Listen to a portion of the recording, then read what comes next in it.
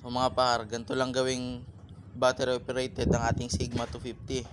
So ayan, natanggalan natin yung tangke. Kita nyo naman.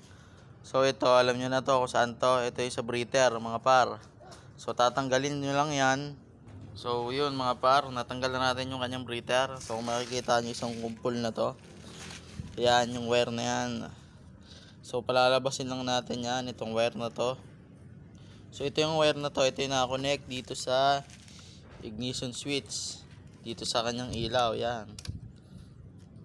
So ganito lang gawin natin para ma-battery rated. So on natin yung susi, yan, on natin. Yan, nakita nyo nakabuhay. Pero yung kanyang headlight is nakapatay, ang nakabuhay lang is ito. Ito lang naman karaniwan nakikita natin na nakabuhay. So ganun lang gagawin natin. So ayun, parang nakalitaw na mga par. So ang gagawin nyo lang, yung black wire na yan, hanapin nyo, tsaka itong red na may white stripe na to. Ang gagawin nyo mga par, ito kakalasin nyo lang yung sa red wire na to, yung may stripe na white. Itatap nyo dito sa black. So itatrap nyo lang. So yun, kakalasin na natin. So yun par, nahugot na natin mga par yung red wire. So makita nyo yung pin na yan, tutulak nyo lang dyan para lumabas yung red wire na to. So binalatan na natin, tinanggalan natin yung kanyang pin. So tatap na natin dito sa black wire mga par. Ayan, kita nyo naman. Itap na natin. So salpak na uli natin sa socket mga par. Tapos testing natin ngayon. So ayan mga par, nakikita nyo yung ating headlight, no? Akala nyo MDL, no? Para sa MDL mga par. Ayan, ito kitang kita nyo nasa loob yan. Itong headlight na yan. So ayan, check na natin mga par. So ayan, okay na, naitap na natin, naisaksak na natin. So on.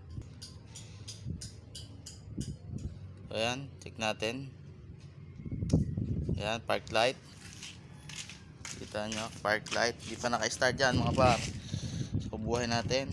So ayun, kita nyo mga par. So hindi na kailangan ng relay mga par, dalawang wire lang, tatap natin.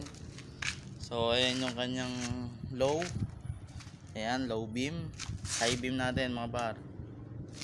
High beam natin. Ayun, ang kanyang high beam mga par. So ayan, no need relay na mga par. Dalawang wire lang ang kailangan itap. So, battery operated na siya. So ayan. Ayan yung kanyang low. Ayan yung kanyang high. Ayan, dalawang wire lang yan, tatandaan nyo. So ito, so may main ignition wire.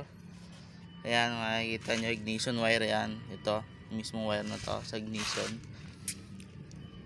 So hanapin nyo lang lagi red wire. Hugutin nyo yung pin dito, tatap dito sa black wire mga par. So okay na yan, battery operated na yan. Hindi na kailangan ng relay, dalawang wire lang itap. Okay, thank you mga par.